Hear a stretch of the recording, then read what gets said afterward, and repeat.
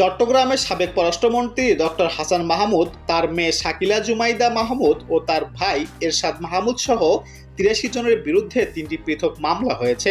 এসব মামলায় অজ্ঞাত পরিচয় আরও ৪২ জনকে আসামি করা হয়েছে। ৩টি মামলার মধ্যে দুটিতে ডক্টর হাসান মাহমুদকে প্রধান আসামি করা হয়েছে।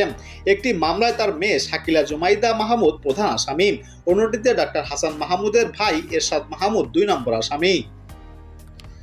চট্টগ্রামের রাঙ্গুনিয়া প্রবাসী মোহাম্মদ হারুন রশিদ বাদী হয়ে ডক্টর হাসান মাহমুদের মেয়ে শাকিলা জুমাইদা মাহমুদ সহ ৯ জনের নাম উল্লেখ করে অজ্ঞাতনামা ৩০ জনের বিরুদ্ধে আসামি করে মামলা করেন। মামলাটিতে আসামিদের বিরুদ্ধে ভয়ভীতি দেখিয়ে জোরপূর্বক জায়গা জমি রেজিস্ট্রি করিয়ে নেওয়ার অভিযোগ করা হয়। আদালত সংশ্লিষ্ট থানাকে মামলাটি নেওয়ার আদেশ দেন। অন্যদিকে রাঙ্গুনিয়ার চন্দ্রঘোনার এলাকার বাসিন্দা মোহাম্মদ ওসমান বাদী হয়ে করা মামলায় ডক্টর হাসান মাহমুদ সহ ৩২ জনের নাম উল্লেখ করে এবং ১২ জন অজ্ঞাতনামাকে আসামি করা হয়। এই মামলায় আসামিদের বিরুদ্ধে সাজা দাবির অভিযোগ করা হয়।